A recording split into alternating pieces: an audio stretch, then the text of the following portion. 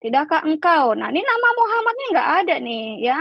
Alam Tara Kaifa nggak ada ini nama Muhammad di sini yang dikurung-kurungin saja. Berarti dari sini saja kita bisa bisa melihat ya teman-teman bahwa Al-Quran sampai sekarang ini pun masih dirubah-rubah, masih ditambah. Shalom Bapak Ibu dan Saudara-saudara yang dikasihi Tuhan Yesus Kristus. Penyesatan memang ada, tetapi cilakalah mereka yang membuat penyesatan itu. Iblis hadir menyerupai domba, tetapi oleh hikmat dan kasih karunia Roh Kudus yang menyertai kita, dari buahnya lah kita boleh mengerti dari pengajaran-pengajaran yang diberikan kepada setiap orang. Kita simak setiap video yang ada dengan membuka hati, membuka mata, dan membuka telinga, supaya kita beroleh pengajaran dan pembelajaran dari setiap apa yang boleh kita simak. Terima kasih sudah stay tune di sini, Pak Dongeng Koran. Iya, kita akan membahas bahwa Koran memang benar-benar kitab dongeng. Iya, terima kasih semuanya. Silakan Gat, take over. Iya, sorry ya kalau agak-agak lambat di kayaknya, soalnya kan pakai laptop ya gitu. Tangan sudah agak-agak kaku ya. Oke, topik kita hari ini adalah Islam terguncang. Ya, Muhammad adalah tokoh fiktif. Ya, nah itu gini, ceritanya begini. Beberapa waktu yang lalu, tepatnya beberapa minggu deh, ya saya melihat video dari channel Tanpa Ragi. Ya, intinya adalah merespon apa yang disampaikan oleh Menahem Ali.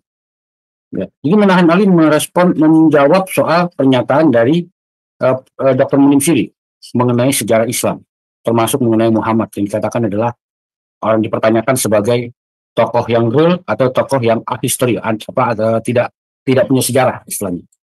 Nah, kalau saya melihat dari pernyataan si Menahem Ali itu, mohon maaf ya, Anda tuh sebentar. Pak penggugat terlalu menghargai Menahem Ali sampai minta maaf. Minta maaf. Ya, sorry, itu sontak tadi keputus kabelnya. Ya, sorry. Oke, kita lanjutin ya. Nah, dari paparan Menahem Ali, saya melihat banyak sekali ketidakjujurannya dia. Ketidakjujurannya adalah bahwa dia menggunakan sejarah eksternal yang jadi pertanyaan Munim Siri, tapi mengklaim bahwa seakan-akan itu adalah sejarah yang benar. Ya, mengenai sosok yang namanya Nabi Muhammad. Oke, kita masuk ke materi ya. Ini adalah saya akan tampilkan di layar mengenai referensi di luar Islam, mengenai Islam dan Muhammad. Ya, Anda bisa lihat di layar ini ya. Nah, di sini kita akan menunjukkan betapa banyaknya ya referensi. Ya, sebenarnya lebih dari 100 sumber sebenarnya.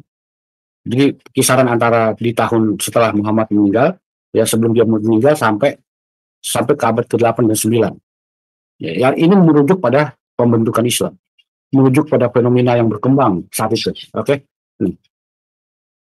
Ini adalah daftar referensinya. Ya, dari mulai nomor 1 Doktrina Yakobi sampai ke nomor 20 Anti-Jewish Polemisus ya. Nah ini. Tapi cuma 20 Pak? Enggak. Tepatnya ada 43 referensi termasuk Bundaism. Ya. Nah ini ditulis ulang di abad 9 yang aslinya itu sebenarnya berasal dari abad ke-7 akhir. Jadi zamannya sejarah Islam sebenarnya. Ya. Nah, yang bagian pertama adalah mengenai Doktrina Yakobi. Ini yang dibawakan sama si Menahem Ali. Ya. Ditulis oleh seorang yang namanya Yakob. Dia orang yang convert ke Kristen dari Yahudi. Ya, dia orang Yahudi yang dikonvert ke Kristen, ya, yang waktu itu memang situasinya adalah dipaksa pindah agama. Gitu ya. Nah, di sini dia menuliskan tentang sebuah kejadian, ya. Di sini dia menuliskan kejadian yang ada terjadi di daerah sana, di Timur Tengah situ. Nah, di sini dikatakan dia menulis begini. Di dalam tulisannya dikatakan begini, ketika kandidat tersebut dibunuh oleh kaum Saracen, saya berada di Kaisera. Jadi penulisan ini ada di Kaisera kejadiannya. Bukan di Arab, ya, bukan di Timur Tengah ini, Arab Saudi, bukan. Jadi Doktrina Yakobi ini menunjuk tentang seseorang yang mengaku sebagai nabi dari kaum Saracen, ya, datang bersama kaum Saracen, dan sedang memberitakan kedatangan orang yang diurapi, yaitu Kristus yang akan datang. Itu di dalam Doktrina Yakobi itu ada. Nah, ya, kemudian di sini dikatakan dia berbicara dengan seseorang ini. Dia mampir ke seorang lelaki tua yang ahli dalam hal kitab suci.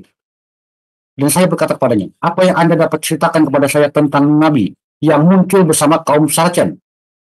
Dia menjawab sambil mengerang dalam-dalam. Dia salah, karena para nabi tidak datang dengan membawa pedang.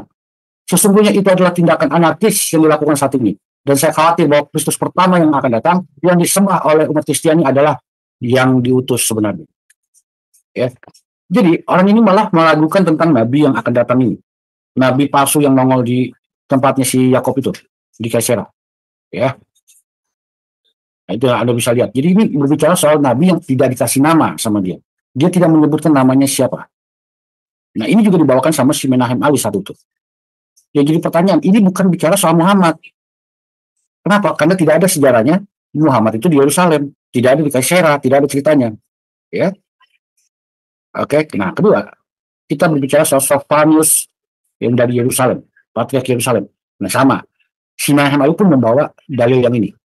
Ya. Kalau dia setuju bahwa Muhammad itu lahirnya di situ, di tempat yang Sofyanus ini, tidak menyatakan ada kota Mekah saat itu. Tidak berbicara soal nabi yang hadir dari Mekah, yang dari Arab Saudi. Ya, Sofyanus ini mengatakan begini, sebuah tongkat kerajaan yang kuat dan bertenaga untuk mematahkan harga diri semua orang barbar, dan terutama orang-orang Saracen. Jadi yang selalu diucapkan sama dua sumber ini adalah orang-orang kaum Saracen. Saracen itu bukan ini ya, bukan kaumnya penerus ini ya, keturunan Sarah ya. Anda salah kalau Anda mengatakan Saracen itu adalah keturunan Sarah. Ya. Yang benar, Saracen itu adalah kaum-kaum Sarah, kaum-kaumnya orang-orang barbar. Ya, dalam bahasa Arabnya itu Sarik, orangnya disebut Sarikin. Nah, itu kalau itu Anda tahu pasti ya. Kalau saya mengucapkan Sarikin, orang-orang yang bisa bahasa Arab pasti tahu yang saya maksud siapa. Jadi tidak ada tulisannya itu bahwa Saracen itu keturunan Sarah. Mereka disebut Ismailit, mereka disebut Saracen, mereka disebut Hagarisen. Bukan keturunan dari Sarah. Ini yang saya katakan adalah Menahem Ali membohongi kita itu di situ. Itu letak kebohongannya dia. Ya. Sayang sekali ya bahwa kenyataannya adalah ada orang-orang yang mau melakukan kebohongan seperti ini. Itu yang pertama ya. Oke. Kemudian gugat. Oh iya. Berarti itu gini ya. Selama ini dari dulu sampai sekarang ini masih sama ya caranya untuk membohongi orang-orang ya, itu dengan cara cocok logi model gitu ya Pak ya. Iya betul ya. Memang dengan cara cocok logi. Kata yang sama. Kata yang sama seperti Sarah gitu kan. Sarah seakan-akan ada itu istri Abraham kan, Sarah, Hagar gitu ya. Ya betul. Oke, kita lihat ya. Nah, Saracen adalah nama barat yang diberikan kepada Arab atau Muslim yang membanjiri dunia Mediterania dan Timur selama waktu itu.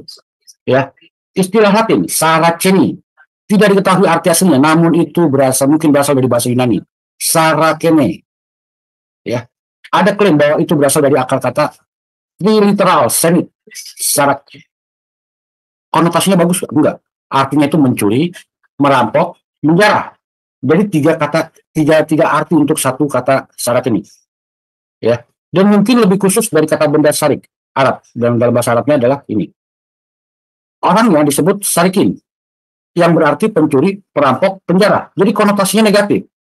Ini bukan menunjukkan bahwa Muhammad itu keturunan Sarah atau orang-orang ini disebut keturunan Sarah.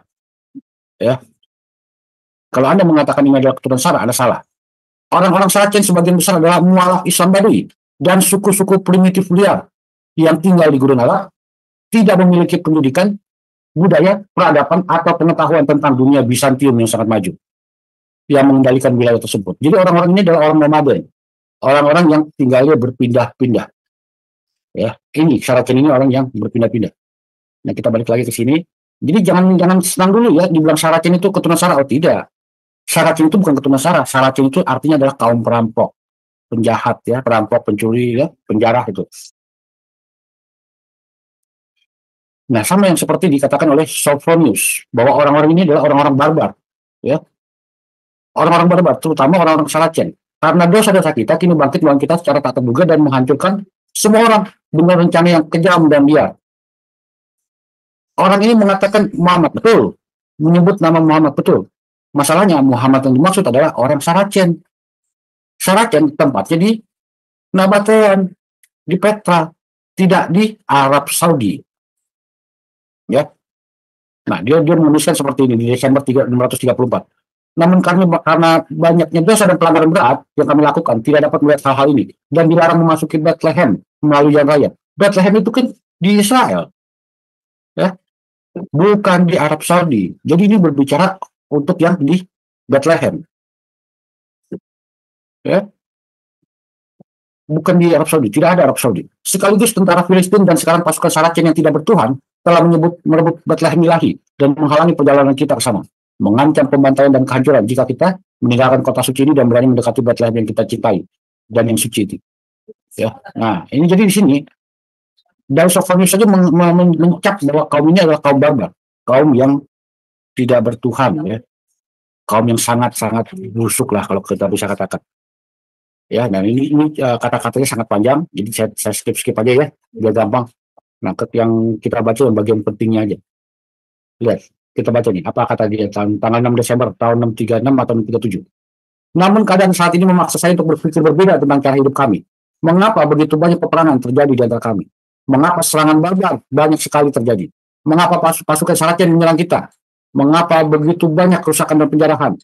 Mengapa darah manusia terus-menerus tercurah? Mengapa burung di udara memakan tubuh manusia? Mengapa gereja-gereja dirobohkan? Mengapa salib diejek? Mengapakah Kristus pemberi segala kebajikan dan pemberi kegembiraan kita dihujat oleh mulut-mulut orang kafir? Jadi si Sophonius saja menyatakan mereka ini orang-orang kafir. Ya, kalau kita tahu orang Kristen kalau disebut orang kafir itu udah tingkatannya udah parah ya. Nah, jadi di sini dikatakan bahwa kaum Saracen ini kaum-kaum yang jahat. Ini yang tidak dijelaskan sama si Menahem Ali. Menahem Ali tidak menjelaskan apa isinya dari tulisan Sophonius. Ya, Anda Menahem Ali, jangan belajar jadi tidak jujur. Ya, mungkin karena Anda Islam makanya Anda tidak jujur. Ya.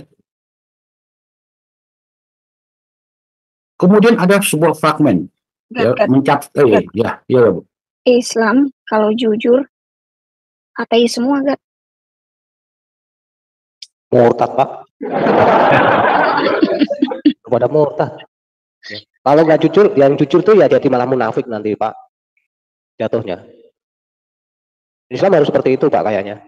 Karena melihat dari sisi sejarah saja yang Pak Penggugat sampaikan ya, saya mulai bisa membuka pikiran saya. Kemarin saya belum siap untuk mengatakan masuk sih kan gitu kan. Kadang-kadang bilang gitu, masa iya sih? Karena ini kan tokoh yang melegenda ya. Tapi dengan tiga sejarawan ya yang menuliskan ini saja, ini saya sudah mulai berpikir, oh ternyata itu suatu istilah, suatu suku, suatu komunitas yang pada akhirnya menjadi label ya, labelan untuk perang-perang yang lain dengan sifat-sifat yang ada pada sejarah Islam khususnya Quran kayaknya. Itu betul ya Pak Penggugat ya? Iya, ya kurang lebihnya begitu. Jadi tokoh ini memang kalau saya katakan ini adalah tokoh yang fiktif, ya. Dibuat tujuannya untuk apa? Untuk mempersatukan politik Arab saat itu.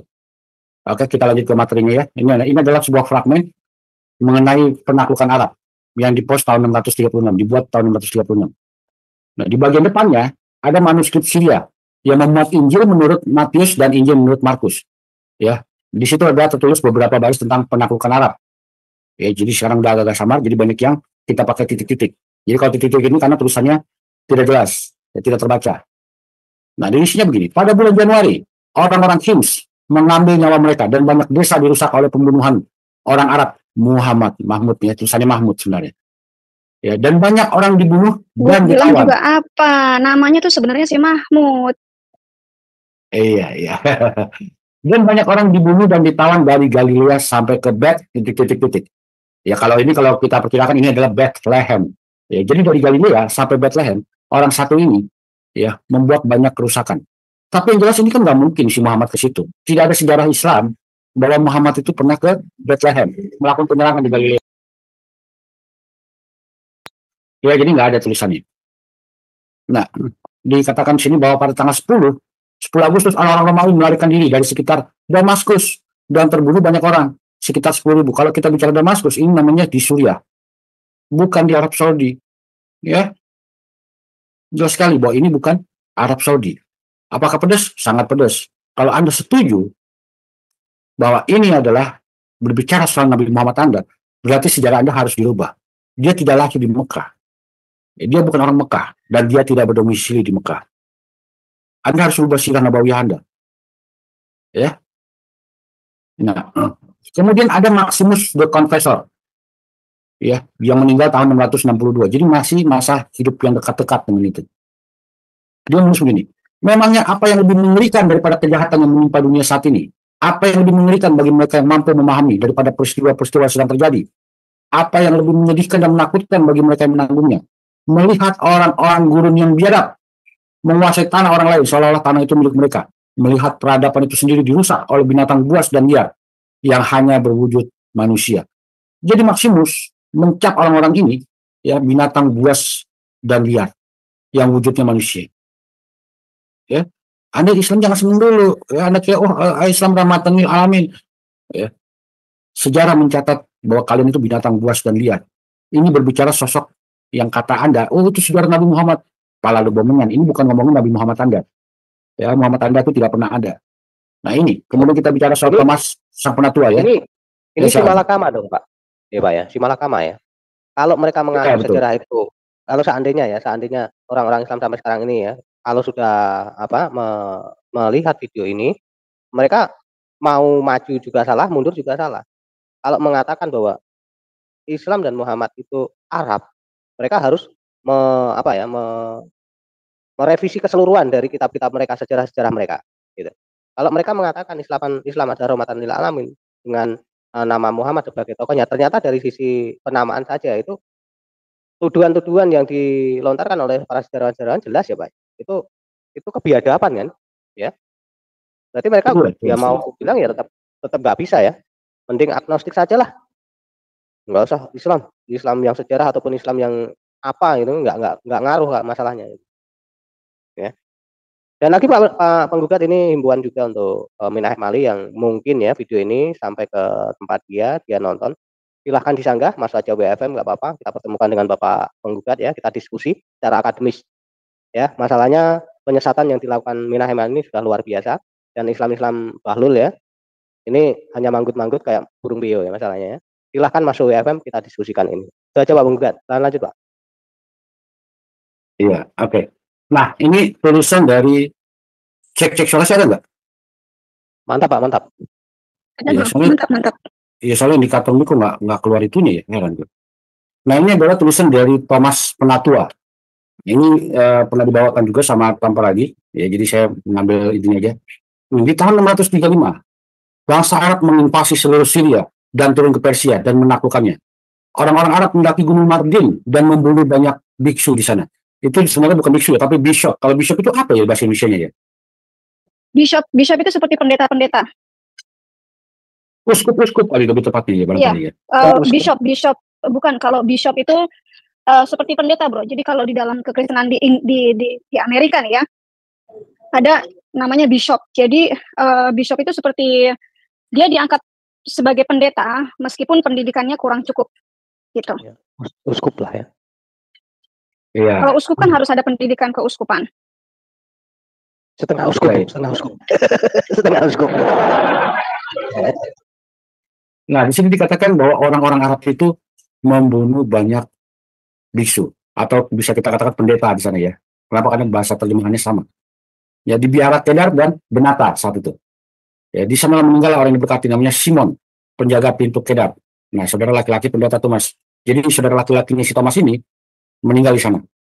Ya, kemudian di halaman yang lain, halaman 119 dan 120, penyebutan Heraklius memerintah selama 30 tahun di akhir bagian 5 dan tidak adanya peristiwa apapun yang setelah yang di atas menunjukkan bahwa Tawarikh atau Chronicle selesai tahun 640 ketika Heraklius berada di tahun terakhirnya. Nah, kita stop sampai di sini dulu ya. Saya mau kasih lihat yang sesuatu. Kalau kita merujuk pada sebuah hadis, ya, tadi kita ada tulisan kata-kata Heraklius saat itu. Ya. Nah, ini yang mereka klaim bahwa itu yang dimaksud adalah Nabi Muhammad. Baik. Kita ikuti kata mereka. Saya mau tanya sekarang, siapa yang tahu nih? Siapa nama ayahnya Nabi Muhammad? Gosipnya sih namanya Abdullah. Nah, dalam sejarah Islam nama bapaknya Muhammad itu adalah Abdullah, ya. Tapi coba kita lihat ini baik-baik ya. Sebentar, saya cari dulu di mana itu, di bawah itu dia. Antara tengah dan bawah. Ya, ini dikatakan di sini. Saya putar. Nah, ini adalah cerita tentang Muhammad yang menulis surat kepada Heraklius, ya, dengan nama oleh Maha Pengasih lagi Maha Penyayang dari Muhammad Rasulullah kepada Heraklius, ini ya, pembesar Romawi. Oke, nah kita lihat nih, apa sebenarnya yang ditulis di sini, ya. Nah, jawabannya ini. Sungguh luar biasa urusan Ibnu Abu Kabsyah. Ibnu Abu Kabsyah. Muhammad itu adalah Muhammad bin Abdullah. Sejak kapan dia berubah nama jadi Kabsyah bapaknya itu? Waduh. Muhammad bapaknya nggak pernah berubah nama menjadi Kabsyah. Makanya di hadis ini kasih tanda kurung. Maksudnya Rasulullah. Loh, kok Ibnu Abu Kabsyah? Ya, jadi tolong kalian selesaikan PR ini ya. Sejak kapan bapaknya Muhammad itu berubah nama jadi Kabsyah? Ya, tolong diperjelas, tolong bantu saya ya, perjelas bahwa nama bapaknya Muhammad itu tetap Abdullah, bukan Kabsyah. Ya, Sahih Muslim 3322 di situ ya. Oke. Kita kembali ke sini. Nah, di sini dikatakan ini. Pada tahun 945 indikatif 7. Ya, pada hari Jumat tanggal 7 Februari 634 jam 9 terjadi pertempuran antara Romawi dan Arab Muhammad. Tapi dikasih kurung sama dia, dikasih tahu. Tayaye de Mahmad. Tayaye de Mahmad di Palestina, 12 mil sebelah timur Gaza. Anda fokus dulu, Tayaye ini siapa? Ya, kalau kita merujuk pada hadis yang tadi, hadis Sahih Muslim 3322 dan catatan sejarah ini dari informasi ini, fix, komplit, tepat bahwa yang dimaksud dengan Tayaye ini adalah Ilyas Ibnu Kabisah. Ilyas Ibnu Kabisah itu dari Bani Tayaye, dari Bani Atai. Dalam sejarah dunia itu dia ada. Ya, jadi berbeda sekali. Bukan Muhammad Rasulullah bin Abdullah. Tapi untuk menipu bahwa itu adalah berbicara soal surat menyurat dari Nabi Muhammad, dikasih namanya Muhammad Rasulullah SAW. Padahal yang dimaksud adalah Ilyas Ibnu Kabisah saat itu. Ya, ini lengkap, ini tepat nih. Dua-duanya merujuk pada satu sosok yang sama. Yang satu adalah Ibnu Abu Kabsyah, yang satu lagi Tayaye adalah Ilyas Ibnu Kabisah. Nah, coba ya kita lihat ya, apakah benar itu Ilyas Ibnu Kabisah? Ya, sebentar. Saya buka dulu ya.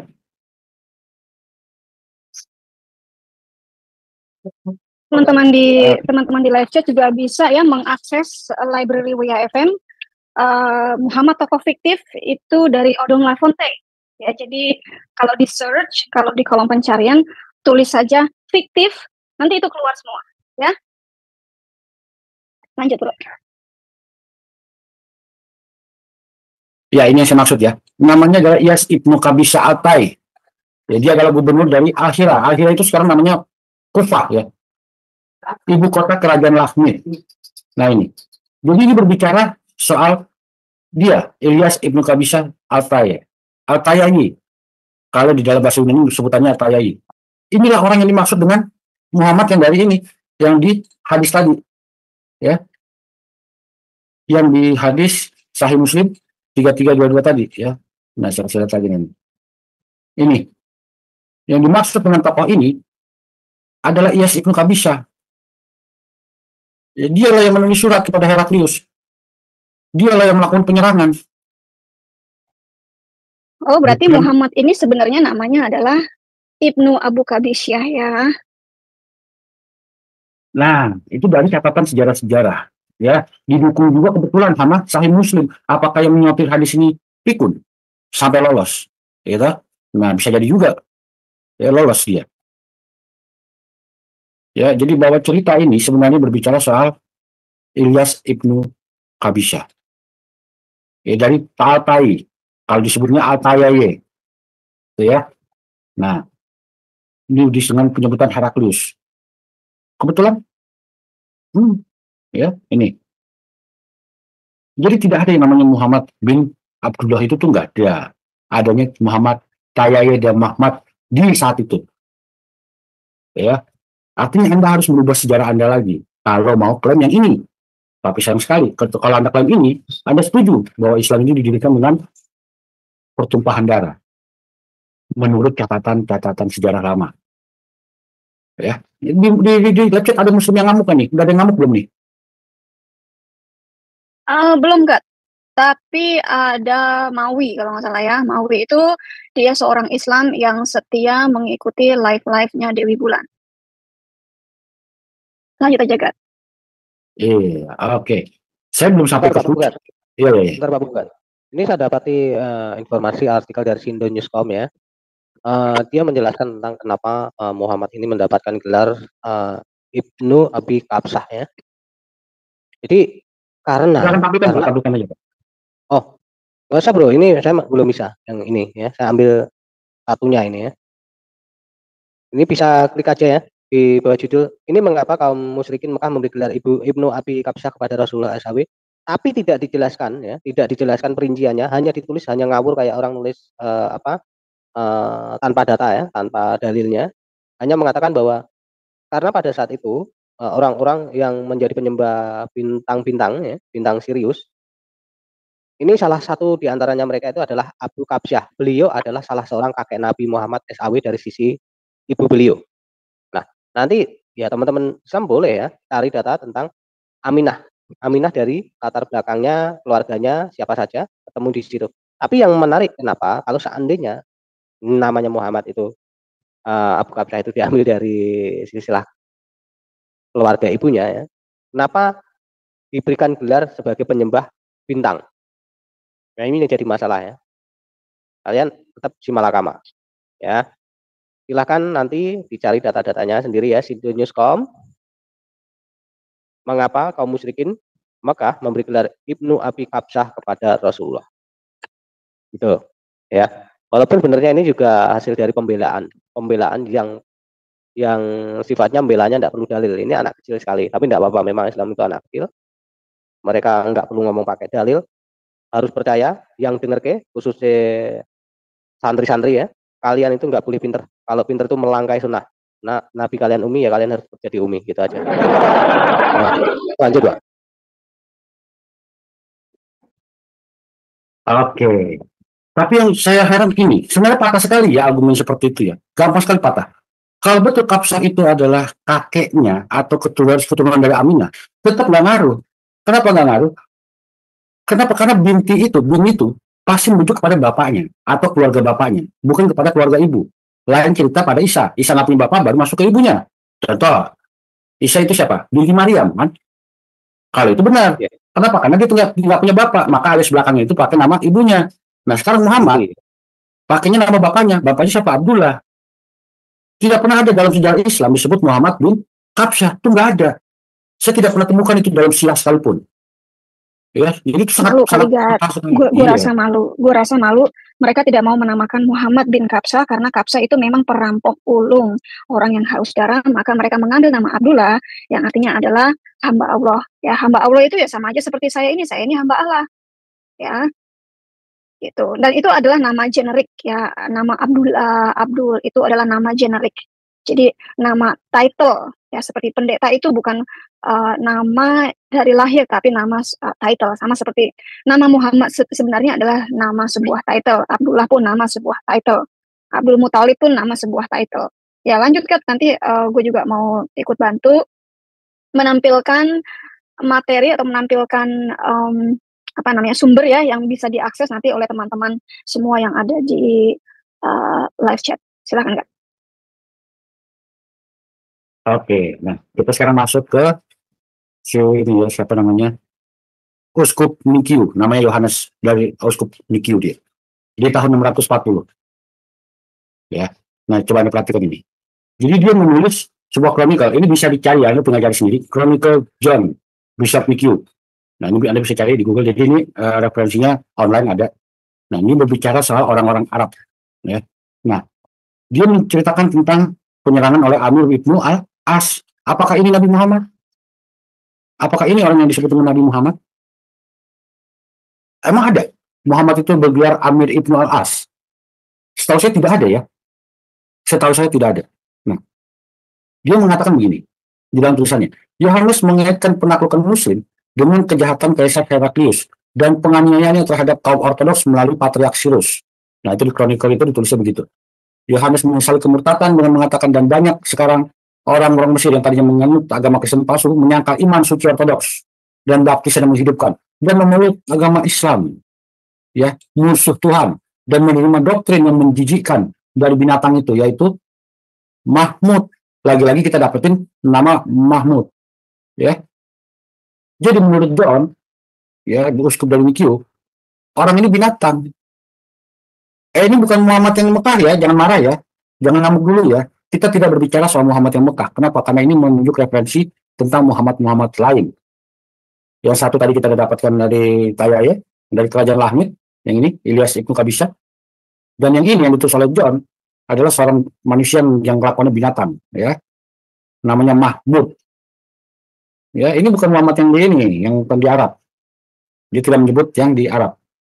Nah, menurut Coptic Apocalypse, ya, Pseudo Sente, nah ini, orang Persia akan turun ke Mesir dan banyak pembunuhan akan menyertai mereka. Jadi ini berbicara soal orang Persia, ya. Artinya orang-orang ini daerah-daerah Persia semua, persis seperti yang tadi ini. Lahmid ini kerajaannya di mana? Di dekat Persia. Coba kita lihat yang mana petanya sih dia. Nggak ada petanya dia, kerajaan Lahmid. Lahmid Kingdom, nah ini. Nah ini dia. Ya. Ini wilayah Persia ini.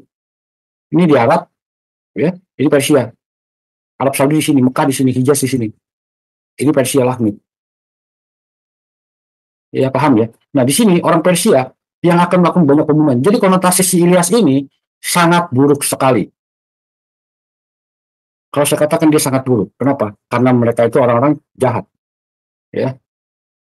Mereka jahat sekali ya. Bahkan melakukan banyak sekali kekejaman, menjual anak-anak gitu. Menjual anak-anak mereka demi emas. Jadi orang Mesir ini, orang Persia ini ke Mesir, ya, melakukan banyak pembunuhan, merampas kekayaan orang, jual anak-anak mereka demi emas. Kan sama seperti sejarahnya Islam. Iya, sama, Pak. Tadi saya juga mau bilang sama kok kayaknya. Makanya kalau orang-orang Islam itu mereka GR ya pantas lah, Pak. Oh, ya sama kok.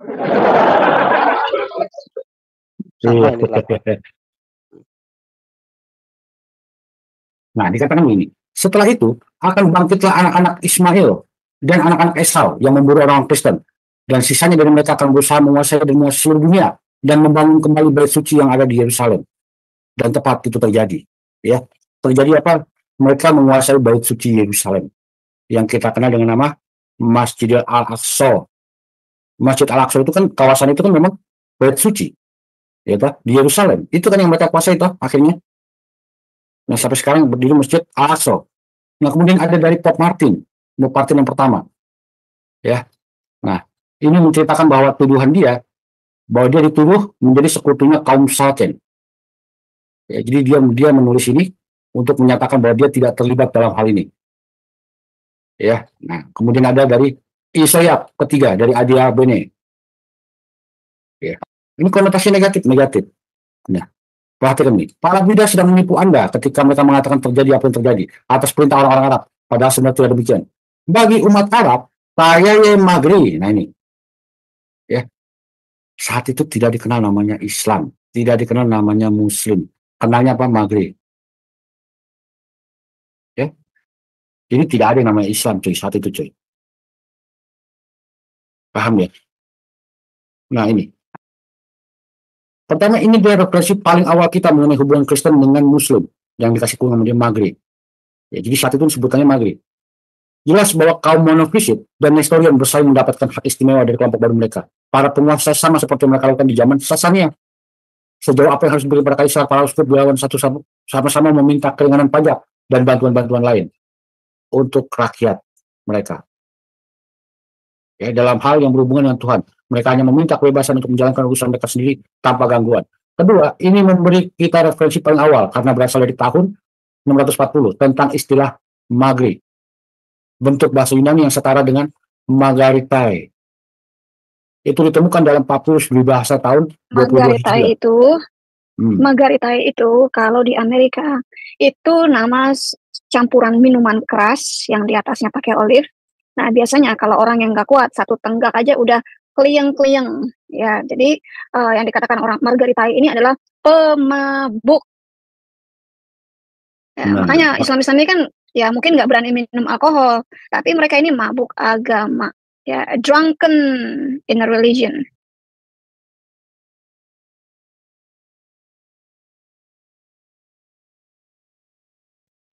Lanjut, Kak. Semakin membingungkan ya. Ya, ini sejarah ini memang lebih kuat sedemikian rupa. Ini materinya berat sekali kalau otaknya masih masih apa ya? Saya bilang belum bisa terpecah ya, Bro ya. Ini masih berat ini. Ya, materi sangat berat. Bahkan harus bisa berpikir di dua tempat ya. Karena Islam tahunya itu Arab, tapi ternyata yang menjadi data-data uh, primernya itu bisa dibilang dari Yerusalem kan, Bro ya. ya Yerusalem dan Persia ya. Persia. Nah, ini yang sangat berat. Bahkan penamaan-penamaan itu nama itu bukan sebagai nama, tetapi sebenarnya adalah suatu istilah generik, bukan proper name. Tapi akhirnya Islam yang sekarang ini memahaminya ini sebagai proper name. Sama seperti Allah ya. Allah itu menjadi sebuah nama pribadi sesembahan. Padahal awalnya dari akar katanya Eloh, Ilaha, Al-Ilah. Nah, berubah di Islam. Sama Muhammad ya. Di Muslim tadi ya, Muslim ya. Ternyata namanya dulu juga tidak dikenal sebagai Muslim ya. Waduh, iki berat Bro. Wes. Butuh mikir keras saya sendiri, Bro. Lanjut, Bro. Saya menikmati untuk hari ini ya. Nah, Nama Muslim itu sendiri baru diadopsi itu di abad ke-10. Kapan-kapan kita akan membongkar sejarah-sejarah begini. Jadi nama Muslim itu baru dipakai itu di abad ke-10. Jauh Istilah setelah ya, istilah Muslim tokoh ya. fiktif Muhammad ini katanya mati ya. Jauh ya. ya. Nah ini, kalau disebutnya dalam Margarita ya, atau Maghrib, kalau dalam bahasa Arabnya itu muhajir. Makanya kalau orang-orang Islam itu pasti kenal muhajirin, nah itu dia. Ya, mereka mengenal nama muhajirin kalau dalam bahasa Arabnya. Tapi zaman dulu di bahasa Yunaninya Maghrib atau Margaritai. Ya, kalau Anda mengenal muhajirin, nah itu dia udah. Itu sebenarnya nama sebenarnya itu bukan Muslim. Ya, tidak dikenal Muslim di saat itu. Ini nggak pernah diceritakan sama si Menahem Ali, ya sayang sekali ya, dia tidak berani menceritakan hal-hal beginian. Ya, jadi sebenarnya Islam itu bukan berasal dari Arab Mekah, bukan, tapi dari daerah Persia, ya, dari daerah Persia situ, Lahmid itu ya, yang tadi kita udah tunjuk itu ya. Nah kemudian juga ini dari catatan penulis sejarah namanya Fredegar ini, ya penulis sejarah Franka dia. Nah dia menyebut nama kaum Hagarin yang juga disebut Saracen. Ya, orang-orang yang disunat, yang dahulu tinggal di bawah Kaukasus, di tepi Kaspia, di sebuah negara yang dikenal sebagai Erkolia. Bukan Arab Saudi. Tidak disebut Arab Saudi. Nah, ini terjadi pertempuran dengan Kaisar Heraklius. Ya, dikatakan bahwa orang-orang Saracen membunuh 150.000 orang dalam pertempuran ini. Jadi ada catatan sejarahnya. Jadi menurut Chronicle Fredegar ini. Ya, Chronicle Fredegar. Jadi bukan berbicara soal orang yang namanya Muhammad di Arab Saudi. Gitu ya. Oke. Dan juga masih berbicara soal kaum Saracen, kaum Hagarin, tapi tidak menyebut nama orang yang namanya Muhammad di catatan itu. Kemudian ada Trophies of Damascus. Nah ini. Ya, dia mengatakan gini. Dari kata-kata pertama dari Piala Damaskus, dari gereja Tuhan yang ilahi dan tak terkalahkan, memberi nada menantang ini penuh sadar bahwa orang lain menguasai Yerusalem. Jadi ini kejadiannya adalah ketika Yerusalem sudah dikuasai sama kaum lain. Ya. Selama kepala dan kekaisaran tetap kokoh, seluruh tubuh akan memperbarui diri dengan mudah, dan ia memproklamirkan Damaskus sebagai kota termasyhur yang dicintai Kristus. Damaskus di mana? Di Suriah. Nah ini berbicara soal orang Damaskus bukan di Arab Saudi ya bro ya? Pastikan ya, kalau Damaskus itu bukan di Saudi Arabia ya? Bukan. Apalagi di Yaman ya. Ini mengingatkan sewaktu yang katanya sosok Muhammad lahir ya, dari alatnya Aminah keluar mercusuar yang sampai akhirnya meruntuhkan ini kan, balkon-balkonnya Peruntukan Damaskus ya. tembok. Iya, peruntukan iya kerajaan Damaskus. Wah, ini yakin saya, makin yakin bener nih. Ya. Aduh. Oh, ada kaitannya memang. Nah, ini berbicara apa nih? Kalau menurut Sebeos, ya ini berbicara soal peluncuran armada oleh Muawiyah yang menyerang Konstantinopel di tahun 674 sampai 678. Ya, jadi ini peristiwa bukan mengenai Muhammad, tidak ada yang namanya Muhammad itu. Jadi referensi awal tidak mencatat nama Muhammad yang dari Mekah. Ini referensi banyak sekali ya. Catatan sejarah zaman dulu itu banyak sekali. Masih berbicara soal Timur Tengah situ. Daerah Yerusalem, Persia ya, tidak berbicara soal Mekah yang Arab Saudi. Tidak ada. Ya, ini tidak dicatatkan sama si Menahem Ali. Menahem ini berbohong. Dengan membawa doktrina Yakobi, dengan membawa tulisan Sofronius, ya, dia telah menyatakan bahwa bukan Muhammad yang di Mekah yang dia maksud sebenarnya. Itu Muhammad yang kaum Saracen, Sarakene, kaum jahat, kaum pencuri, kaum barbar. Ya, kesian ya. Nah ini panjang sekali kalau menurut yang Sabeus ini ya. Jadi kita nggak usah ini isinya jelek sekali ya tentang pembantaian 12 suku dan segala macam ya. Nah kita lanjut ke referensi berikutnya adalah ini Chronicle of Khuzestan. Nah ditulis kira-kira 660. Ini berbicara soal kerajaan Persia lagi. Ya, berbicara soal kerajaan Persia. Dia tidak berbicara soal Muhammad Mekah. Tidak menulis nama Muhammad yang dari Mekah. Tidak ada itu. Ya, dia menceritakan banyak hal, termasuk anak-anak Ismail. Ya, yang pemimpinnya ini Mandrabana adalah Muhammad Mahmud nih. Di Persia, dia ngomongin Persia. Ya, cocok nggak dengan yang tadi, Ilyas Ibnu Qabisa? Cocok sekali. Kenapa? Karena Ilyas Ibnu Qabisa pun dari sini. Ini Persia semua, ini daerah Persia. Ya. Nah, tuh, lihat, kita bisa lihat. Heraklius saja bisa mengirim pasukan untuk melawan mereka. Tetapi karena orang-orang Arab, ya, kita geser dulu. Karena orang-orang Arab membunuh lebih dari 100.000 orang. Ketika Katolikos Isoyap melihat bahwa Mahause telah dihancurkan oleh orang-orang Arab, nah, aduh ini panel ini naik-naik dulu. Dan bahwa mereka telah membawa gerbangnya ke Akulah itu Kufah. Ya. Kufah itu tadi apa? Akhirnya kerajaan Lahmid. Lagi-lagi merujuk ke Lahmid. Jadi lebih dari dua sejarah merujuk tepat ke Lahmid, Persia dan Lahmid. Orangnya adalah Ilyas Ibnu Qabisa. Jadi bisa jadi itulah yang sebenarnya bernama Muhammad. Ya, bisa jadi. Masalahnya adalah orang ini bukan orang Mekah. Dia bukan orang Mekah.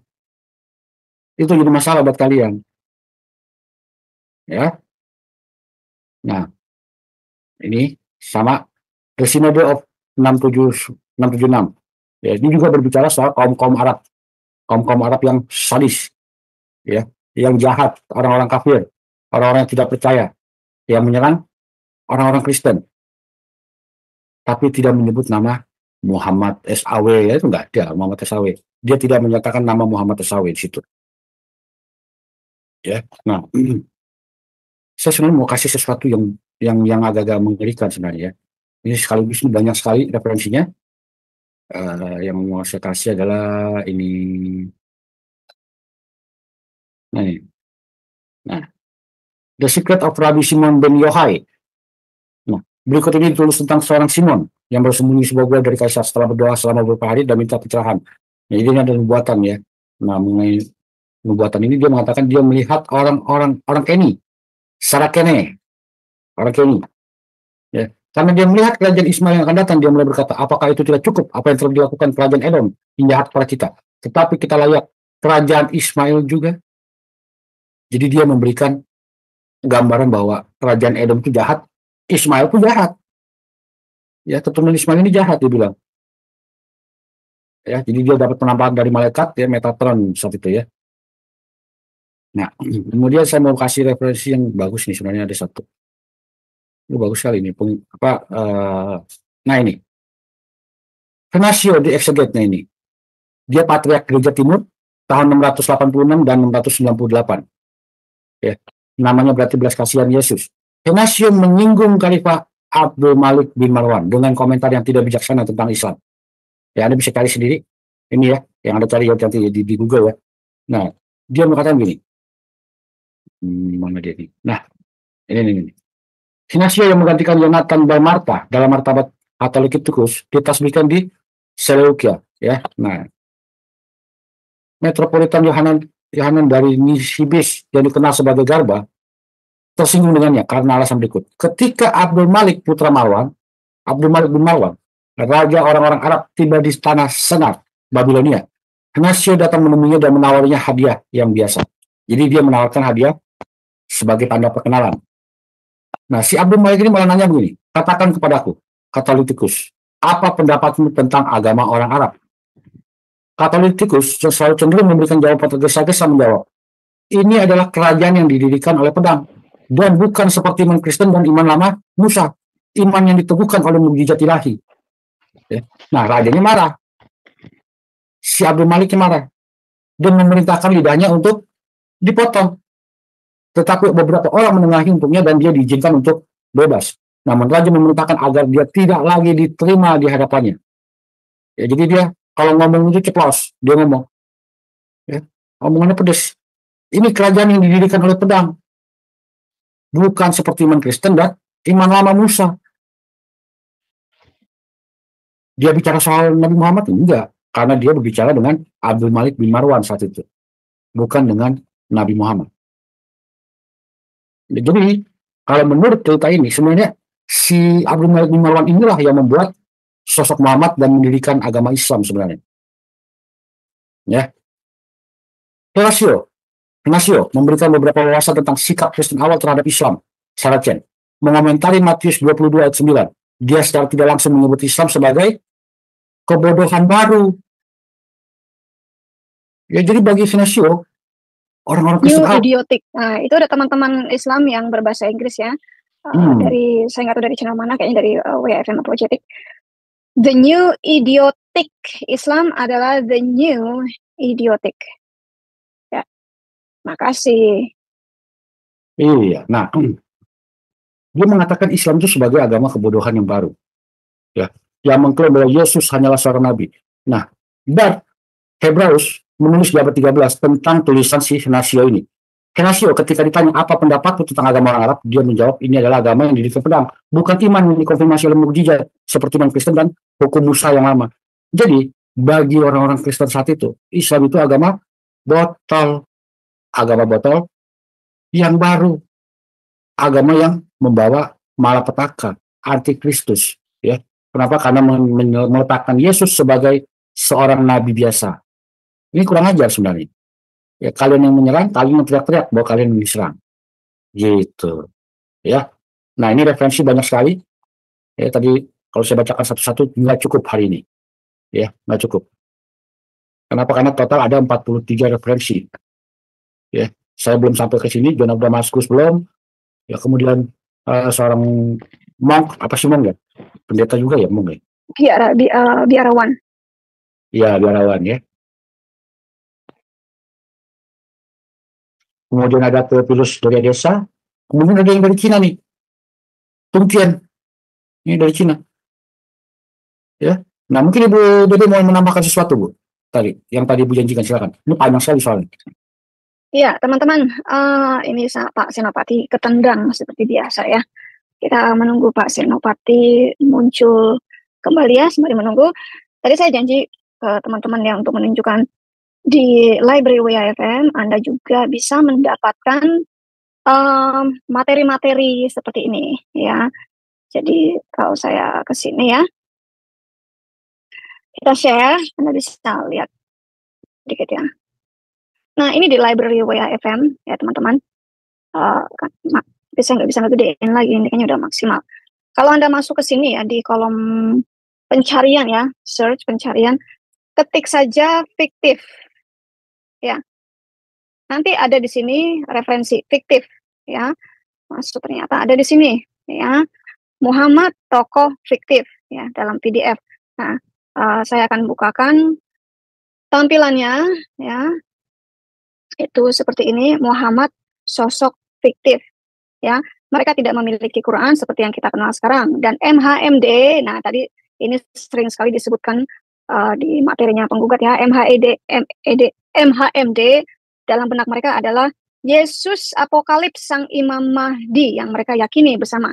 Jadi MHMD ini adalah gelar untuk Yesus Sang Imam Mahdi yang mereka percaya akan datang nanti. Ya, jadi Muhammad itu bukan Muhammad yang Anda kenal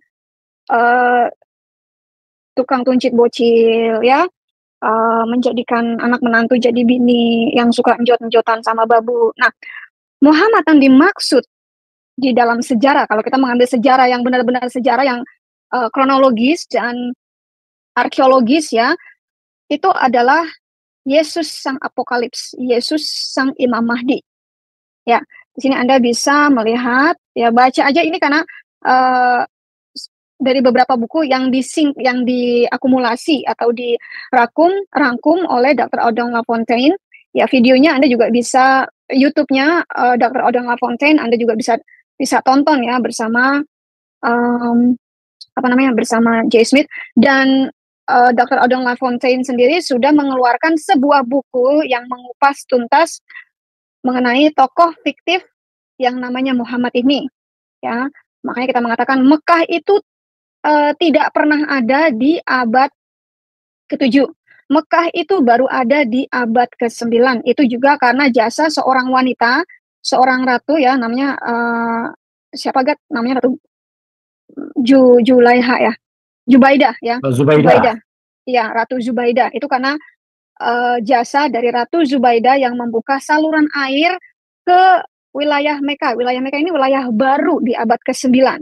Ya, karena di sana banyak pengungsi, banyak orang-orang yang mengungsi di Mekah, dan banyak yang mati. Makanya Ratu Zubaidah merasa kasihan, lalu membuka saluran air. Tetapi saluran air ini akhirnya dihancurkan oleh orang-orang dari aliran Wahabism atau dari orang-orang Arab sendiri. Ya. Nah, di dari tulisan Audong LaFontaine ini sangat menarik ya teman-teman. Ya, sangat menarik. Yang ini yang membuka, yang saya terbelalak nih ya. Tahun gajah. Nah, dari tahun gajah saja kan standar Islamic narration atau tradisional Islam percaya bahwa Muhammad itu lahir di tahun 572. Ya, 570-an lah ya. Di tahun gajah. Ya kan? Dan mereka percaya bahwa Raja Abraha yang memiliki pasukan gajah itu kalah telak karena ditimpukin batu oleh burung ababil, ya kan? Nah, ini mana nih Pak Senopati belum muncul lagi nih. Ya, oleh burung ababil. Benar nggak ini kalau tahun gajah ini tahun 570-an? Dan benar nggak nih kalau Raja Abraha ini telak kalah ditimpukin oleh burung ababil? Ya, kalau kita lihat di sini ya teman-teman ya. Nah, ini semua dibongkar ini. Ini semua fiktif-fiktif apa yang dipercaya oleh Islam. Ini dibongkar di sini dari mulai tahun gajah, kapan Mekah itu ada, kapan Ka'bah itu ada, dan membongkar kesucian ritual haji. Ini udah sering dibongkar ya teman-teman. Kalau ritual haji ini sebenarnya adalah ritual lanjutan dari pagan-pagan Arab atau penyembah-penyembah Alata, Al-Uzza, dan Al-Manat di Arab, di Jazirah Arab, bukan Arab Mekah ya teman-teman. Tetapi Arab yang dimaksud di sini adalah Arab Petra. Ya, makanya di sini ada pertanyaan kapan sebenarnya Mekah itu ada. Karena Mekah itu tidak ada di tahun 570. Katanya Muhammad lahir di Mekah. Ternyata itu bohong. Ya, memang Islam itu kalau nggak bohong, nggak ngibul, itu tidak hidup. Ya, tidak akan berkembang. Nah, Allahnya sendiri mengatakan dia adalah penipu ulung. Nah, di mana kiranya Mekah sebenarnya? Saya pernah membahas video singkat mengenai kota kecil Mekah. Lalu saya membuat di channel Live Islam Now, Anda bisa temukan ya. Maaf, judulnya adalah Ibrahim Berak di Mekah ya. Bisa Anda lihat, itu video singkat mungkin hanya 5 menit ya. Seharusnya saya jadikan short clip ya.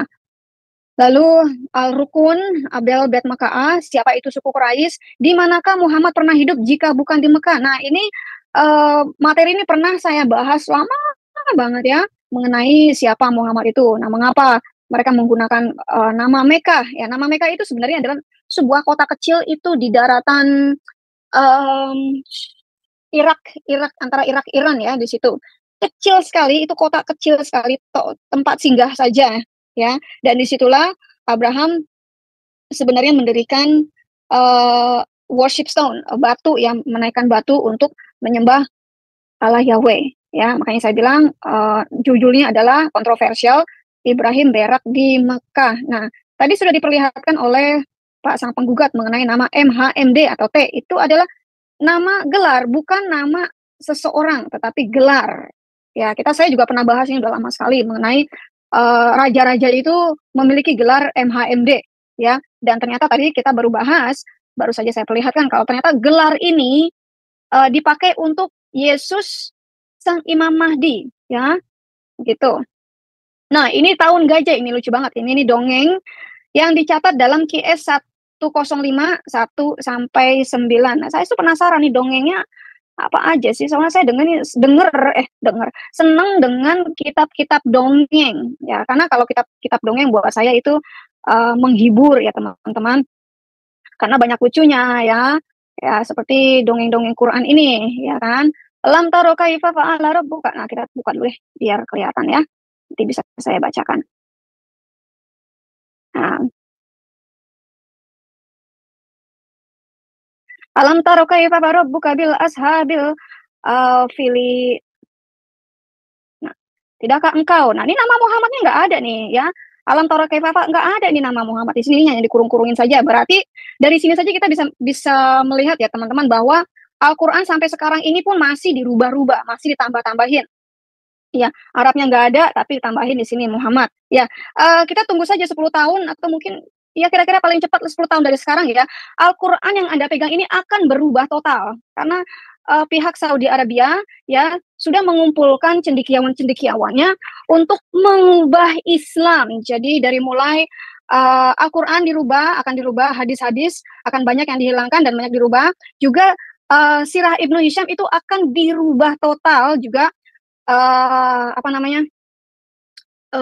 pendukung-pendukungnya ya, seperti Ibnu Katsir itu akan dirubah total. Jadi saya berharap teman-teman Kristen yang saat ini atau teman-teman Islam saat ini ya, yang memegang Quran atau kitab-kitab yang secara fisik, tolong disimpan karena paling cepat 10 tahun lagi itu semuanya akan berubah.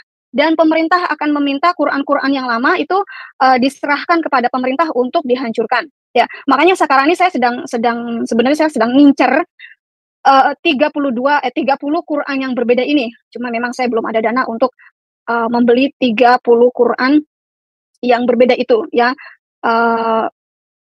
Pendeta saya sudah menawarkan tapi saya belum ada duit, itu aja. Ya, saya nunggu karena memang lumayan mahal. Dan juga kalau teman-teman yang memiliki fisik-fisik seperti Al-Bukhari gitu ya, fisiknya Abu Daud gitu, tolong jangan disia-siakan. Kalau perlu di-scan, dibuat PDF karena sumber online PDF baik di sunnah.com ataupun quran.com ataupun semua sumber-sumber online itu akan dirubah total. Jadi saya meminta teman-teman yang memiliki buku fisiknya tolong jaga dengan baik-baik. Kalau perlu dijadikan PDF yang memang ribuan halaman ya. Tapi tolong ini untuk melestarikan original Quran. Jadi Kristen ini, kita sebagai orang Kristen kita harus membantu Islam melestarikan kitab-kitab mereka.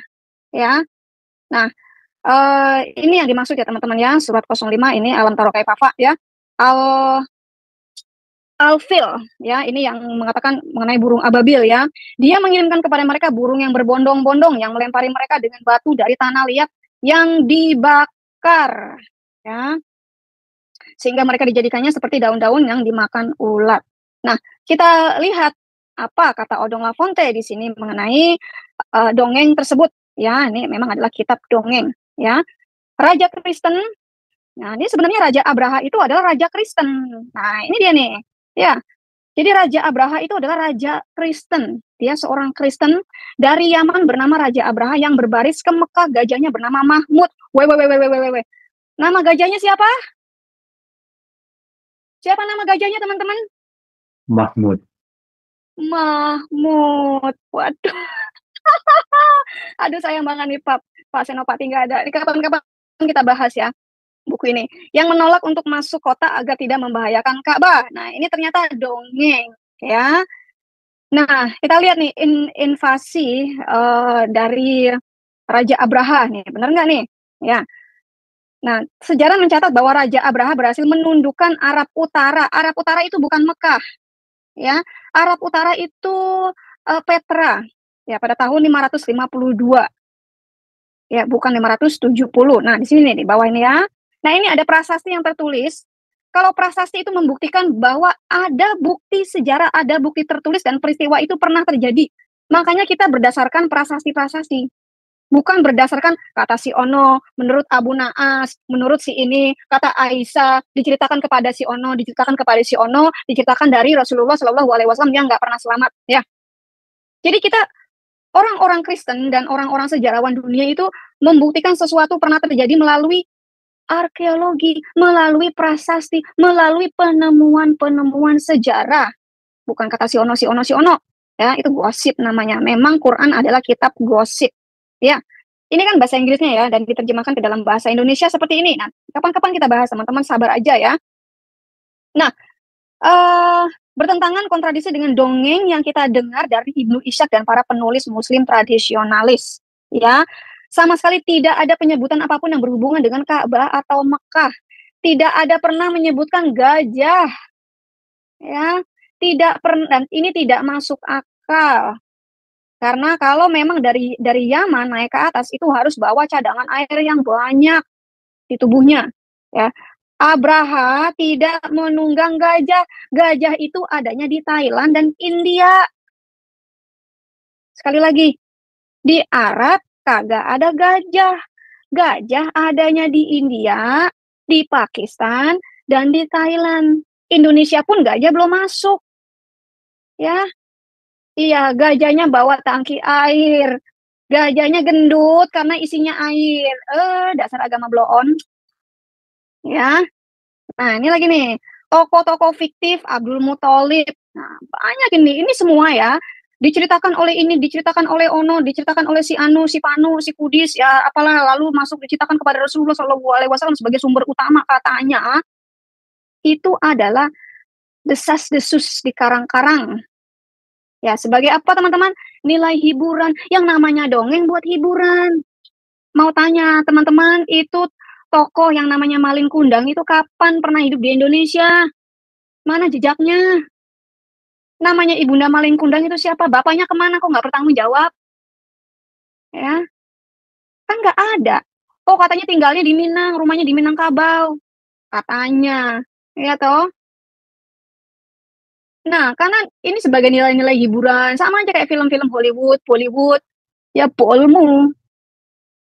Ya, ada lagi nih di sini ya. Tanggal prasasti itu ketika dikontroversi setara dengan tahun 552. Sedangkan katanya Islam itu Muhammad lahirnya 570. Berarti ada rentang 20 tahun. Lah kok tahun gajah itu sampai 10 tahun? Sampai 20 tahun, bahkan sampai ada yang 70 tahun. Lah ini kan agama Sontoloyo namanya, gampang banget ngibulin kalian. Dan kalian tuh gampang banget dikibulin. Ya, ini makanya saya kasihan sama teman-teman saudara-saudara saya yang masih muslim karena mereka saat ini tuh masih dikibulin sama tokoh fiktif, ajaran fiktif yang dibawa oleh Ibnu Ishaq, Ibnu Isham. Ibnu Ishaq, Ibnu Ibsam ini sebenarnya adalah pembuat novel, teman-teman, yang diutus atau yang diperintah dibayar oleh kerajaan Irak. Kalau dikasih tahu ngamuk-ngamuk. Wah, ini Dewi Bulan penistaan agama, ini penistaan agama. Gue mendingan jadi penista agama deh daripada gue jadi penipu. Si Allah, ya, panggil gue penista agama tapi gue nggak mau dibilang penipu. Ya. Nih, ada lagi kekuatannya gajah-gajah lah, kok. Alah. Ini agama Sontoloyo nih ya. Nanti kapan-kapan kita bacakan bersama Pak Senopati mungkin bakalan lebih seru ya. Nih, tradisionalis Islam menggigil kedinginan karena takut dan panik. Benar. Ya, benar. Sekarang ini Islam udah merinding. Kita kulitin nanti situ menekem Ali atau Muhammad Ali. Kita kulitin nanti. Jangan kau pakai nama-nama menekem. Kamu itu Syiah. Ya. si A itu menurut Sunni bukan Islam, tapi kenapa dijilat-jilat pantatnya si Menekem ini? Heran saya sama Islam Indonesia. Harusnya si Menekem Ali itu diusir, suruh dia ke Iran. Ya, benar Pak Petrus Edi, yang percaya dengan Islam hanya orang-orang yang goblok dan dungu. Benar, saya setuju dengan Anda. Ya, kapan-kapan kita akan bahas. Jadi teman-teman bisa mendapatkan buku ini ya, materi ini ya, dan nanti saya akan download lagi di WAF, di library WAFM, buku yang terbaru dari Odong Lafontaine. Ya, memang bukunya masih dalam bahasa Prancis dan Jerman, tapi saya akan usahakan untuk menerjemahkannya ke dalam bahasa Indonesia karena Odong Lafontaine adalah orang Prancis kan, jadi dia discuss buku-bukunya dalam bahasa Prancis dan dia juga berbahasa Jerman, jadi diterjemahkan ke dalam bahasa Jerman. Belum ada yang menerjemahkan ke dalam bahasa Inggris, tapi saya akan berusaha menerjemahkannya ke dalam bahasa Indonesia agar teman-teman di Indonesia itu bisa tercerdaskan. Ya, selamat Anda sudah murtad. Terima kasih ya. Terima kasih Tuhan, terima kasih Roh Kudus. Teman-teman Muslim sudah banyak yang murtad. Ya, kira-kira itu aja sih yang bisa saya sampaikan ya. Ada lagi nggak Gat yang mau lo sampaikan? Iya, tadi materinya sebenarnya panjang sekali, ya. Tapi Ya, kalau kita bacain itu ya nggak mungkin kelar satu hari ini ya. Terlalu banyak itu 43 referensi. Tapi intinya satu, keseluruhan 43 referensi itu menunjukkan bahwa Muhammad yang di Mekah itu nggak ada. Ya, mereka banyak bercerita banyak hal, betul. Bercerita tentang orang yang namanya Mahmud, ya Muhammad itu ya, yang menyerang mereka, betul. Kaumnya adalah kaum Saracen, betul. Tapi tidak berbicara soal Muhammad yang di Arab Saudi, yang di kota Mekah. Kalau itu adalah Anda mau merujuk sebagai Muhammad Nabi Anda, ya mohon maaf ya, Anda harus setuju dan terima catatan sejarah itu, bahwa Muhammad Anda itu adalah orang kejam. Ya, sangat kejam. Kita bisa baca tadi, ya, sangat-sangat tidak masuk dalam logika kita. Kalau Anda percaya pada sosok fiktif, sudah fiktif, ternyata sejarah di luar Islam menyatat tentang kekejaman kaum-kaum itu. Ya, sekarang pilihan terserah Anda. Anda percaya Nabi Muhammad ada, tapi Anda buktikan kepada saya bahwa dia adalah orang yang ada di Mekah di tahun yang tepat dengan sejarah Anda. Gitu ya. Kenapa? Karena sampai sekarang menahan Ali pun belum mampu. Muhammad Ali itu belum mampu membuktikan pada saya. Tidak bisa meyakinkan saya bahwa itu adalah Muhammad yang dimaksud oleh Islam. Yang lahir 570, meninggal 632 di Mekah. Lahir di Mekah. Itu sangat aneh kalau buat saya. Kemampuan sejarah untuk gelar profesor itu ya rendah sekali ya kalau buat saya ya. Ya silakan Anda yang di YouTube, Muslim-Muslim yang menyaksikan, silakan Anda berpikir ulang. Kalau nabinya aja nggak ada, fiktif, bagaimana Tuhannya? Dari mana Anda yakin Tuhan yang dibawa oleh Muhammad itu adalah Tuhan yang benar? Kalau dianya sendiri aja nggak ada. Ya, semoga bisa mencerdaskan kepala Anda. Ya, kasihan Anda bertahun-tahun, seumur hidup Anda jadi Islam. Belum pernah ada catatan sejarahnya, ternyata yang Anda percaya itu adalah junjungan fiktif. Gitu ya, semoga mencerdaskan. Itu aja Bu, terima kasih. ya teman-teman silakan, teman-teman yang Muslim, Anda memiliki akses, Anda semua memiliki akses ya untuk mendapatkan library WAFM tersebut ya. Kalau Anda lihat, Anda perhatikan di layar ya, running screen itu ada website kami www.wafmgroup.online. Anda masuk ke dalam halaman 4 atau halaman kontak. Di situ nanti ada kolom Telegram atau klik di sini untuk library WAFM. Anda klik di situ ya. Kami memiliki sekarang sudah hampir 3.000 e-books. Ya, teman-teman kuliah saya yang teman-teman apologet internasional semuanya sudah bergabung di library WAFM dan mereka menikmati dan menggunakan materi-materi dari library WAFM untuk mereka membongkar Islam. Bahkan teman-teman apologet internasional pun seperti J Apologetic Daughter of Christ, bahkan siapa namanya, God Logic ya, God Logic itu ada di situ dan menggunakan materi-materi dari kami. Bahkan beberapa profesor saya pun bergabung ke dalam WAFM Library ya. Jadi tolong jangan malu-malu untuk join. Kami menyediakan library ini untuk kita sama-sama belajar. Yang Islam belajar Islamnya, yang Kristen belajar Kristennya. Islam juga bisa belajar mengenai kekristenan, yang Kristen juga bisa belajar bagaimana Islam itu dibentuk dan bagaimana Islam yang sebenarnya ya. Jadi jangan takut untuk masuk atau jangan malu-malu, jangan merasa direndahkan dirinya, ya, jangan menyombongkan diri. Ayo gabung masuk ke dalam WHFM Library. Gratis dan tidak ditarik bayaran. Ya, silakan Anda download semua buku pun kalau mau di-download silahkan. Ya, kami terbuka. Ya, kira-kira itu saja yang bisa saya sampaikan. Terima kasih teman-teman di live chat. Saya mau sapa-sapa dulu ya dari paling bawah, Pak JPP, ada Peace of Mind, ada Nelson Pardede, ada Maudri, Pak Johan. Saya ucapkan terima kasih telah menonton video ini sampai habis. Dukung terus channel Hati yang Gembira dengan cara like, komen, dan subscribe. Tuhan Yesus Kristus memberkati kita semua. Amin.